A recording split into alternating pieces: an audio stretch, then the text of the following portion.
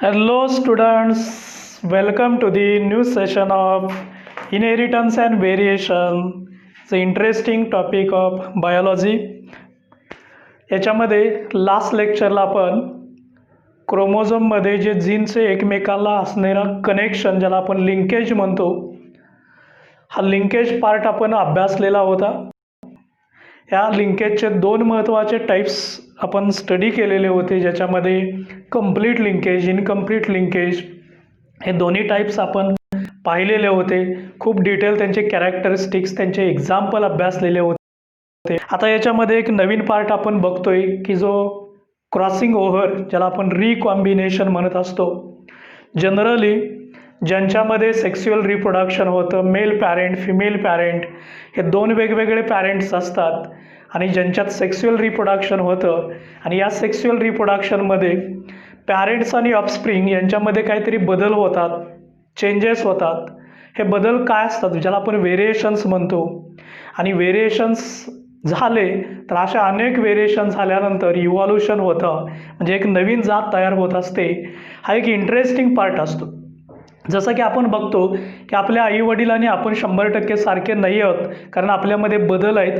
हे बदल का झाले तर आपल्या पॅरेंटकडून येणारे जे क्रोमोझोम्स आहेत, म्हणजे फादरचा क्रोमोझोम असेल, मदर क्रोमोझोम असेल, आणि हे ज्यावेळेस एकमेकामध्ये मिक्स होतात तेव्हा त्यांच्यामध्ये क्रॉसिंग ओव्हर होतं, रिकॉम्बिनेशन होतं, मिओसिस हा पार्ट होत असतो. आणि मिओसिसमध्ये जनरली रिकॉम्बिनेशन होतं, नवीन व्हेरिएशन होतात, आणि मग पुढे जाऊन इव्हॉल्युशनमध्ये एक नवीन जात तयार होत असते. तर या लिंकेज पार्ट नंतरचा पार्ट आपल्याला बघायचा आहे, तो म्हणजे क्रॉसिंग ओव्हर. क्रॉसिंग ओव्हर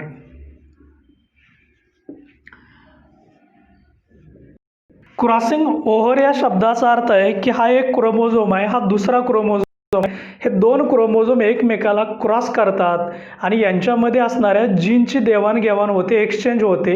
याचा अर्थ असा आहे की हा जीन असतो, हा याला जोडला जातो, हा जीन याला जोडला, म्हणजे या ठिकाणी जीनची एक्सचेंज झाली आणि याच्यामधून नवीन व्हेरिएशन्स तयार झाले की जे पॅरेंटलपेक्षा वेगळे असतात, आणि म्हणून याला म्हटलं जातं जनरली क्रॉसिंग ओव्हर.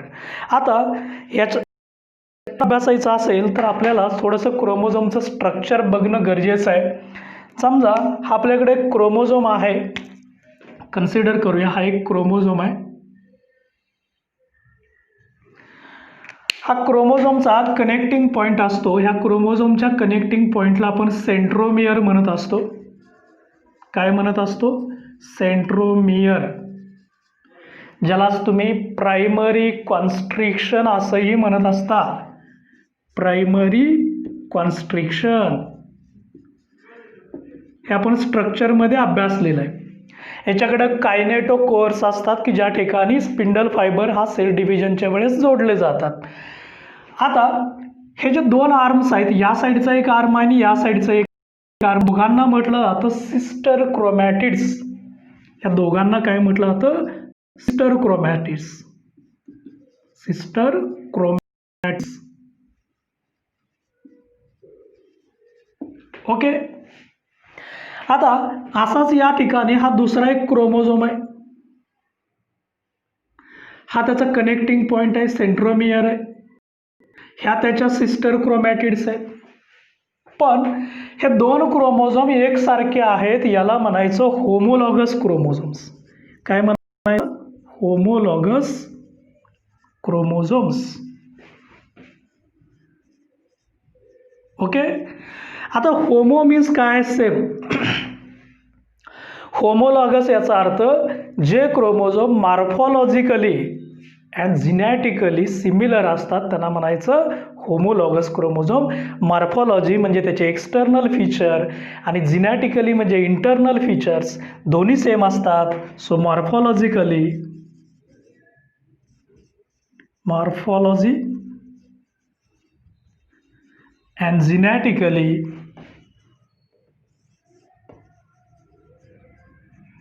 सिमिलर असतात, याला म्हणायचं होमोलॉगस क्रोमोझोम्स. ओके. आता हे जे होमोलॉगस क्रोमोझोम आहेत, या होमोलॉगस क्रोमोझोममध्ये आपल्याला ह्या दोघांच्या मध्ये काय मेन डिफरन्स आहे बघा, लक्ष द्या इकडं. हा आर्म आणि हा आर्म, ह्या एकाच क्रोमोझोमचे दोन आर्म असतात, याला म्हणायचं आहे sister chromatid. So two arms of the same chromosome called as sister chromatids. हे याचे सिस्टर क्रोमॅटिड्स आहेत. पण आता मी या एक आर्म आणि या क्रोमोझोमचा एक आर्म असे दोन दाखवणार आहेत. ह्या दोन क्रोमोझोम वेगळे असतील तर याला म्हणायचं नॉन सिस्टर क्रोमॅटिड्स.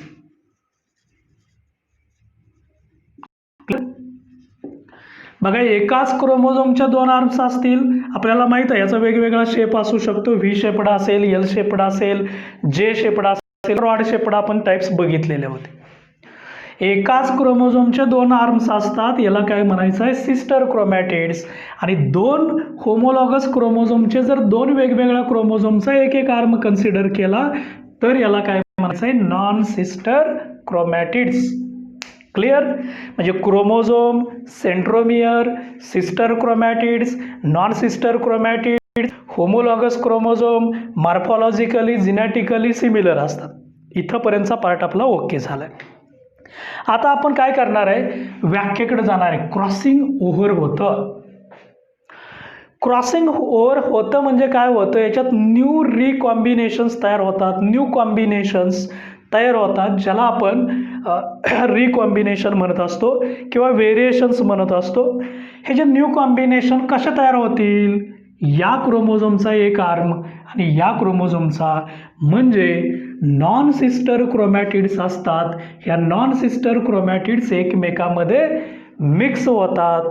याच्यामध्ये असणारे जीन्स याच्यामध्ये असणारे जीन्स याला दिले जातात. थोडक्यात नॉन सिस्टर क्रोमॅटिडची काय होते, एक्सचेंज होते, जीनची एक्सचेंज होते किंवा सेगमेंट एकमेकाला जोडलं जातं आणि म्हणून काय तयार होतं new combinations.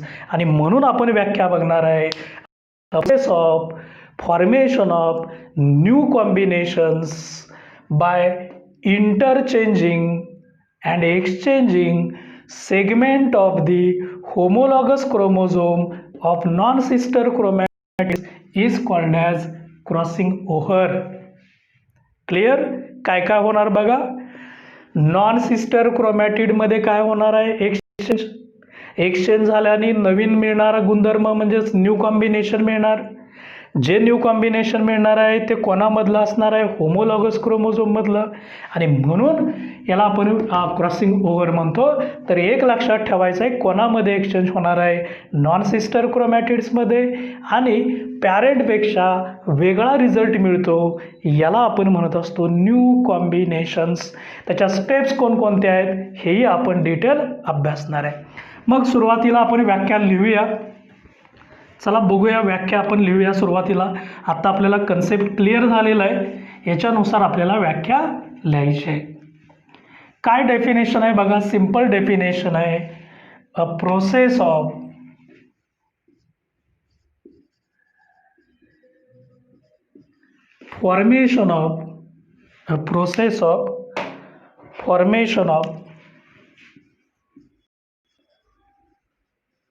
formation of new combinations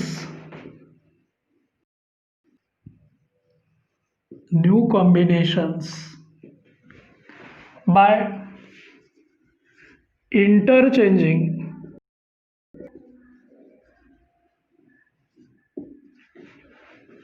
and exchange of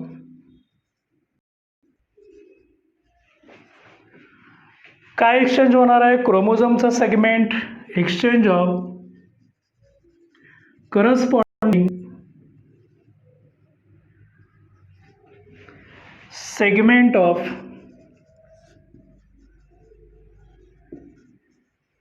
non sister chromatids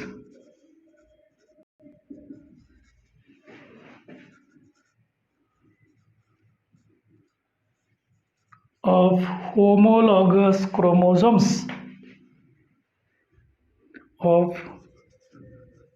homologous chromosomes is called as crossing over. यालाच असंही म्हटलं जातं recombination, also called as recombination. Clear? काय काय बघूया definition once again.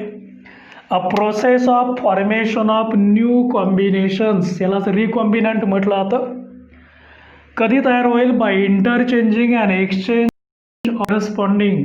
Interchanging exchange होणार. कोणाचे एक्सचेंज होणार?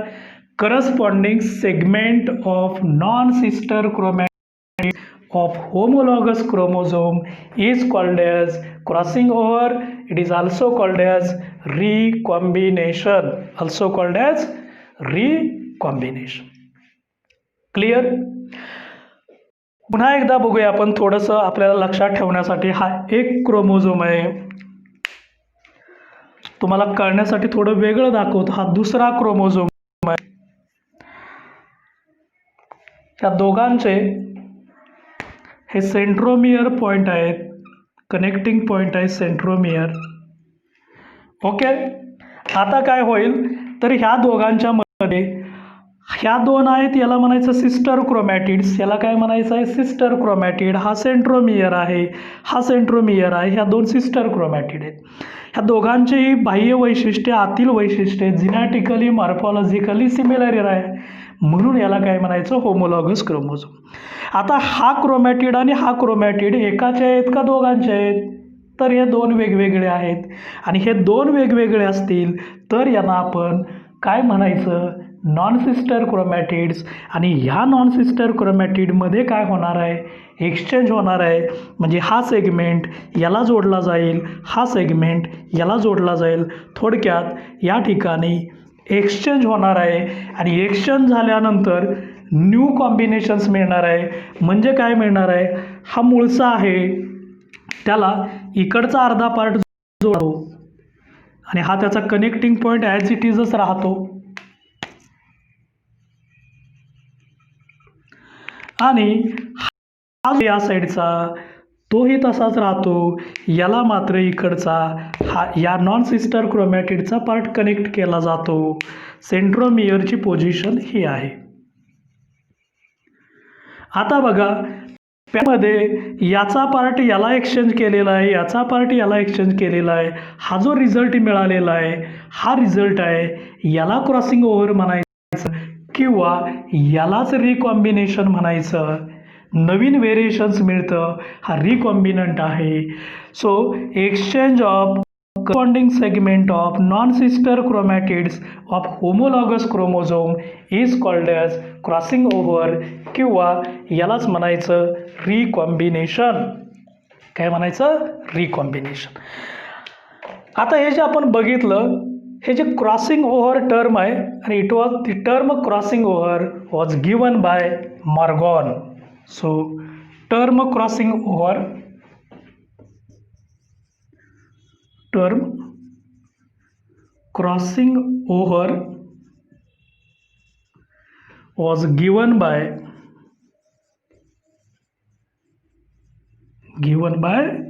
Morgan. Term crossing over was given by Morgan. मॉर्गननी क्रॉसिंग ओव्हर टर्म दिलेले आहे. हा MCQ आहे. तुम्हाला या ठिकाणी एक व्याख्या कळालेली आहे, एक शॉर्ट आन्सर क्वेश्चनमध्ये आन्सर कळालेला आहे, MCQ कळालेला आहे. टर्म क्रॉसिंग ओव्हर ही मात्र मॉर्गनने दिलेला आहे. हा एक ॲडिशनल MCQ कळालेला आहे. व्याख्या बघितलेल्या आहेत. आता या व्याख्येनुसार याच्या वेगवेगळ्या कोणत्या स्टेप्स असतात, जस्ट आपण 11th मध्ये अभ्यासलेलं होतं. हे जे क्रॉसिंग ओव्हर असतं हे कधी होतं तर ते क्रॉसिंग ओव्हर होत असताना सेल डिव्हिजन होणं गरजेचं असतं. कोणत्या सेल डिव्हिजनमध्ये होतं तर ते मिओसिसमध्ये होतं. मिओसिसच्या अनेक फेजेस आहेत, त्यातल्या कोणत्या फेजमध्ये होतं हेही आपण बघणार आहे. तोही पार्ट आपल्याला MCQसाठी विचारला जाऊ शकतो. हा न्यू व्हेरिएशन्स आहेत, रिकॉम्बिनंट तयार झालेला आहे आणि हा रिकॉम्बिनंट तयार होत असताना जनरली हे मिओसिस 1 मध्ये होतं. ह्या मिओसिस 1 मध्ये प्रोफेज फर्स्ट असते प्रोफेज फर्स्ट असते. आपल्याला माहीत आहे ही प्रोफेज फर्स्ट ही कॉम्प्लेक्स स्टेप्स असते.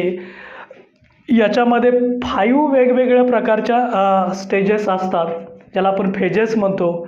जसं की झायगोटीन, झायगोटीन, लेप्टोटीन, झायगोटीन, पॅचेटीन, डिप्लोटीन, डायकायनेसिस अशा वेगवेगळ्या फेजेस आहेत. तर यापैकी ह्या मिओसिसच्या प्रोफेज 1 मधल्या पॅचेटीनमध्ये ही प्रोसेस घडत असते. हा MCQ आहे. Occurs in पॅचेटीन.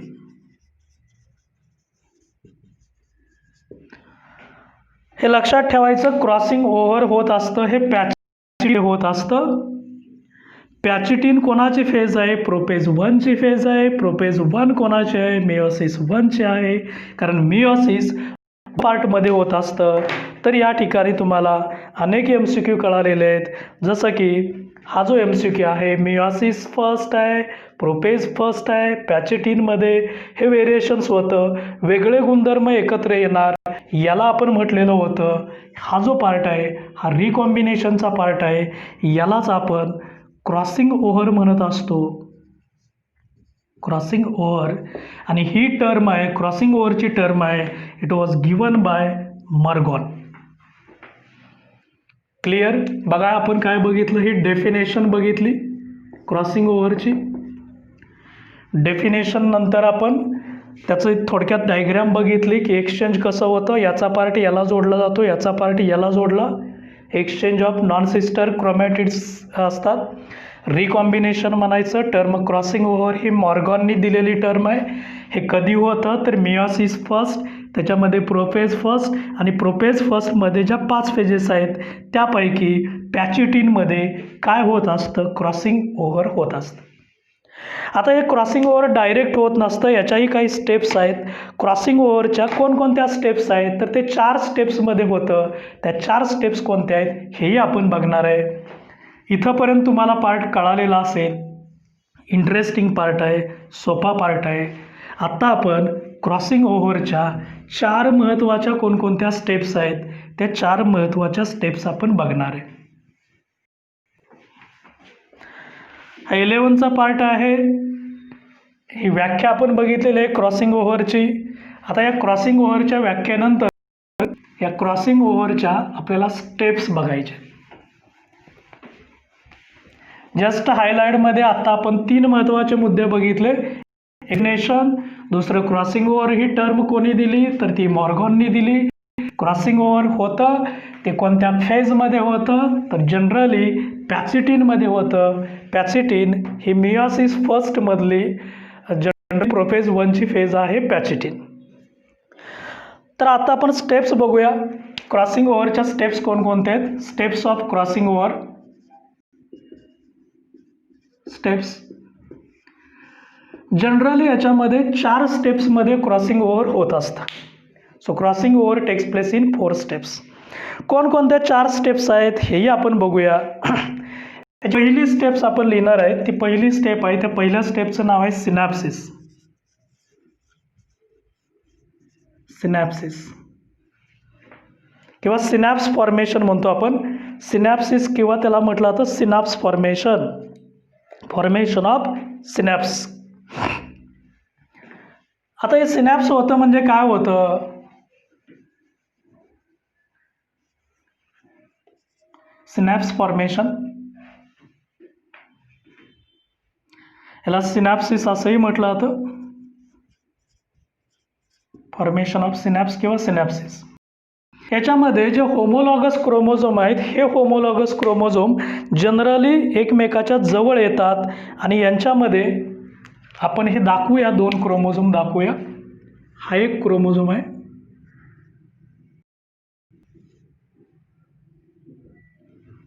आणि हा दुसरा थोडासा तुम्हाला समजण्यासाठी वेगळा आहे. मॉर्फोलॉजिकली जेनेटिकली सिमिलर असतात.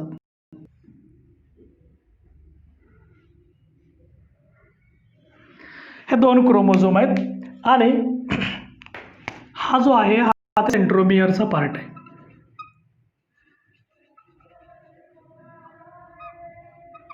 Okay.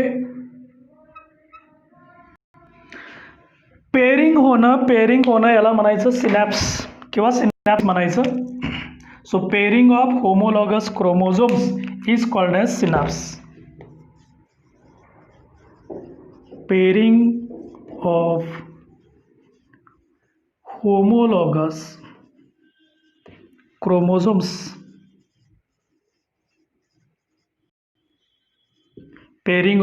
homologous chromosomes is called as synapse. Generally हे जर आपण प्रोपेज 1 बघितली तर त्या प्रोपेज 1च्या झायगोटीनमध्ये हा पेअरिंग होतं. It takes place in zygotene of prophase first. Zygotene of prophase first. Prophase first मधल्या झायगोटीन फेजमध्ये सिनॅप्स तयार होत असतो, सिनॅप्सिस तयार होत असतो. Clear. So pairing of homologous chromosome, इथं लक्ष द्या, हे 2 क्रोमोझोम आहेत. हे 2 क्रोमोझोम एकमेकाच्या जवळ येतात आणि अशी एक जोडी तयार करतात, याला म्हणायचं सिनॅप्स. पेअरिंगला काय म्हणायचं? सिनॅप्स. MCQ पण आहे. Pairing of homologous chromosome is called as. Okay, ही झाली पहिली स्टेप. नेक्स्ट स्टेप काय आहे बघूया आपण. ह्याच्यानंतरची नेक्स्ट स्टेप आहे, हे जे 2 होमोलॉगस क्रोमोझोम एकमेकाच्या जवळ आलेत ते एकमेकामध्ये टेट्राड तयार करतात. काय तयार करतात? टेट्राड. आता हे टेट्राड कसं तयार करतील हे आपण बघूया. हा क्रोमोझोम आहे, हा या ठिकाणी बेंड होतो. या साईडचा क्रोमोझोम आहे, हा पण बेंड होतो.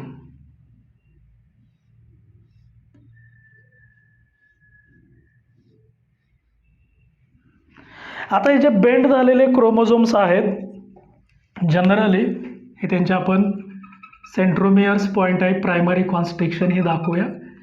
याला म्हटलं जातं फॉर्मेशन ऑफ टेट्राड. इथं टेट्राड कंडिशन तयार होते क्रोमोझोम्समध्ये. टेट्राड कंडिशन 4 एंड्स तर 4 एंड्स तयार होतात. याला बायव्हॅलंट म्हणायचं, याला टेट्राड म्हणायचं. So formation of tetrad. Next step आहे टेट्राड फॉर्मेशन. Tetrad formation.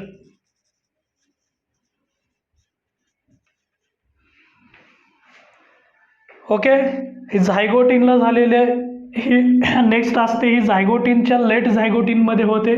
याच्यानंतर नेक्स्ट स्टेप आहे, आता मात्र इथं क्रॉसिंग ओव्हर होणार आहे. क्रॉसिंग ओव्हर होणार म्हणजे काय? हा नॉन सिस्टर क्रोमॅटिड आहे. ह्या दोघांच्या मध्ये काय होणार? एक्सचेंज होणार. काय होणार? एक्सचेंज होणार. म्हणजे आपण असं दाखवू शकतो, हा पहिला क्रोमॅटिडचा पार्ट आहे, याला या ठिकाणी हा नवीन पार्ट अटॅच झालेला असतो. एक्सचेंज हा या साईडचा पार्ट आहे इकडचा, याला या क्रोमॅटिडचा पार्ट कनेक्ट झालेला असतो. एक्सचेंज झालेले असते क्रोमोझोमची आणि हे त्याचं कनेक्शन आहे. ओके, म्हणजे जेव्हा हे 2 क्रोमोझोम असतात हे एकमेकांमध्ये मिक्स होतात, करस्पॉन्डिंग सेगमेंटचं एक्सचेंज होतं, याला म्हणायचं क्रॉसिंग ओव्हर. काय म्हणायचं? Crossing over. आणि हे मात्र पॅचिटिनमध्ये होतं. Occurs in pachytene of prophase first.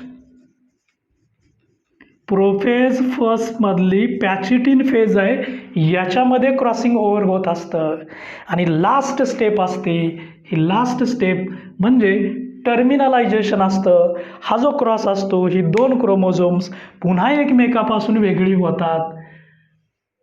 हा वेगळा होतो, इकडचा क्रोमोझोम वेगळा होतो आणि हे 2 पार्ट एकमेकांना कनेक्ट केला असता. या क्रोमोझोमचा हा जो वरचा पार्ट असतो, असाच खालचा पार्ट याला कनेक्ट केला जातो आणि हा वेगळा झालेला असतो, हा वेगळा झालेला असतो.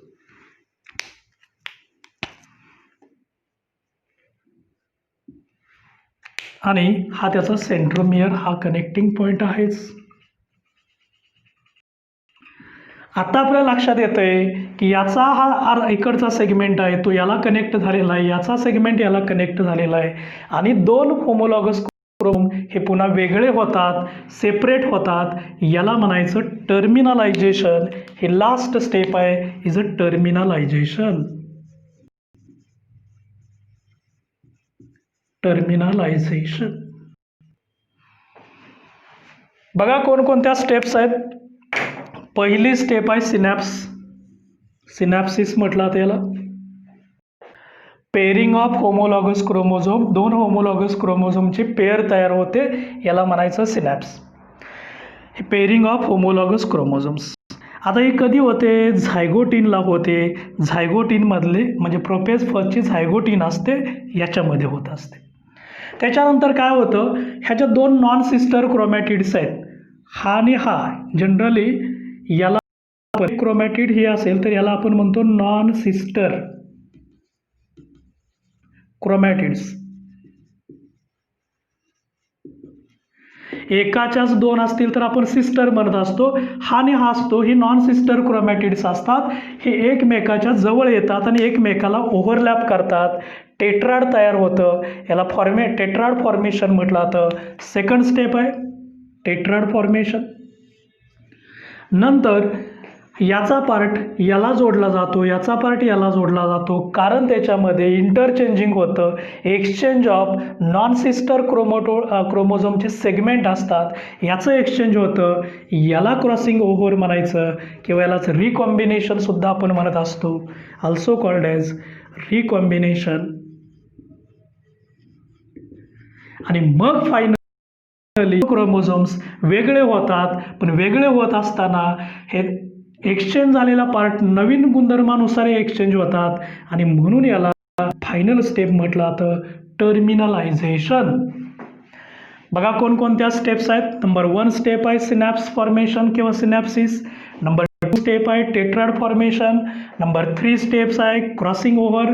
नंबर 4 स्टेप आहे टर्मिनलायझेशन. याचा अर्थ separation of chromosomes with new combination. Separation of chromosomes with new combinations. आणि ह्या न्यू कॉम्बिनेशन्सलाच आपण रिकॉम्बिनेशन म्हणत असतो. आणि रिकॉम्बिनेशन झालं म्हणजे क्रॉसिंग ओव्हर होतं, म्हणजेच न्यू कॉम्बिनेशन होतं. ह्या न्यू कॉम्बिनेशनलाच आपण म्हणत असतो रिकॉम्बिनेशन.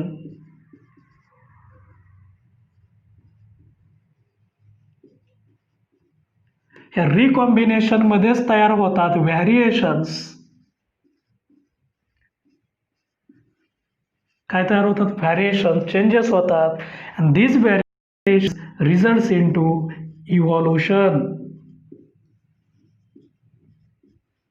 आणि म्हणून इव्हॉल्युशनचं रिझन आहे उत्क्रांती होण्याचं. जसं आपण सांगतो की मंकीपासून मॉडर्न तयार झालेला आहे, हा इव्हॉल्युशनचा पार्ट आहे.